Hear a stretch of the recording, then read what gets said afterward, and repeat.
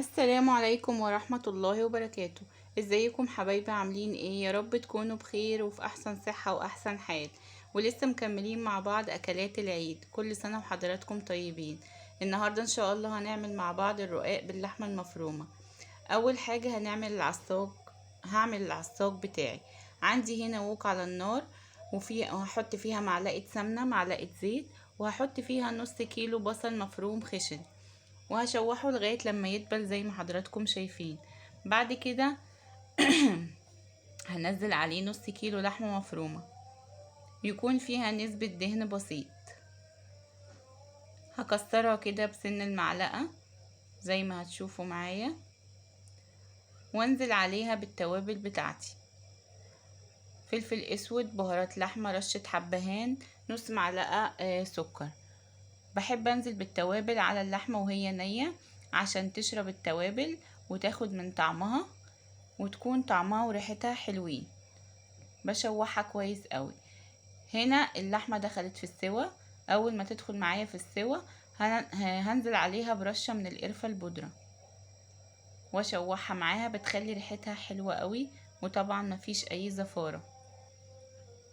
هنا اللحمة بالفعل استوت وكلها فكة كده من بعضها، مش ماسكة في بعضها خالص. هنزل عليها بقى بالملح. لما بتأكد ان اللحمة استوت معايا بنزل عليها بالملح. عندي هنا معلقتين صغيرين من الملح، لو حابة الحبة اكتر شيء يرجعلك زي ما تحبي. بس كده كانت مظبوطة معايا جدا، وبقلبها. بعد كده هنيجي بقى نعمل صينية الرقاق بتاعتنا. عندي هنا اللحمة المفرومة المتعصجة، وعندي سمنة سايحة، وعندي خليط التسقية.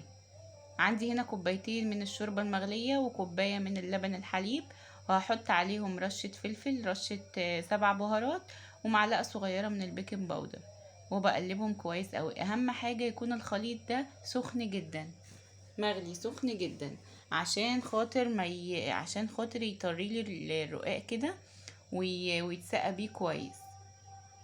هجيب بقى الصينية اللي انا هشتغل فيها. عندي هنا الصينية اللي على الشمال الكبيرة هي اللي هعمل فيها صينية الرقاق، والصينية التانية دي اللي هسقي فيها كده زي ما انتوا شايفين معايا. انا بحب اعمل صينية الرقاق بحط 4 رقات من تحت و4 رقات من فوق. لو حابة يعني سمكه اخف من كده ممكن تحطي 3 من تحت و3 من فوق. هندهن طبعا الصينية بتاعتي بالسمنة كويس. بعد كده هحط الرقاقة اللي انا سقيتها كويس، واسكنها بايديا كويس في الصينية. دي كانت اكبر يعتبر حجم عندي او اكبر مقاس عندي. بديها دهنة سمنة عشان الرقاق بتاعي يطلع مورق وما يلزقش في بعضه خالص. بعد كده بعمل الطبقة التانية، او مش الطبقة التانية، الرقة التانية من الرقاق، وازقيها كويس قوي زي ما انتوا شايفين معايا كده. اللبن بيطري الرقاق قوي وبيخليه طعمه حلو قوي، كأننا بناكل فطير مش رقاق. بديها برضو دهنة سمنة، وهكرر الموضوع ده في الرقين اللي باقيين، وبكده ابقى عملت ال4 رقات الاولانيين. بعد كده بحط الحشو في النص. العصاج بتاعي ما اخدتش طبعا نص كيلو اللحمة كله، اخدت جزء بس منه، والجزء الباقي احتفظت بيه في الفريزر. بنفرده كويس قوي. بعد كده بعمل الطبقة التانية من الرقاق. بحط هنا خليط التسقية في الصينية، لاني لقيت الرقاق ده يعني داخل في الصينية معايا وجاي في مقاس الصينية معايا. بحطه في الصينية، وبعد كده ب... اسمها ايه، بسقي الرقاق كده زي ما انتوا شايفين معايا، واحط واديله برضو دهنة من السمنة. اهم حاجة ان الرقاق يبقى مزقي معانا كويس قوي، عشان لما اجي اضغطه في الصينية كويس ولما يدخل الفرن ويطلع يبقى طري معايا، ما يبقاش ناشف. هنا عملت كل كمية الرقاق زي ما انتوا شايفين معايا، وسبت الصينية شوية.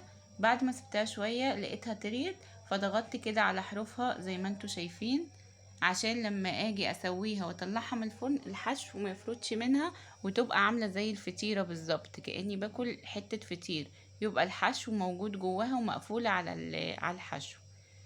عندي هنا معلقة من القشطة، قشطة وش اللبن، هدهنها على وش الرقاق عشان تخلي لونه من فوق ذهبي كده ومحمر وحلو.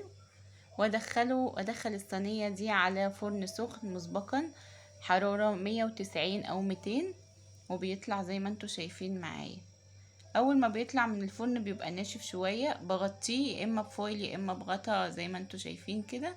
بعد كده بلاقيه طري زي ما انتوا شايفين معايا كده، طبعا كأنه فطير، يعني هو فطير بالفعل.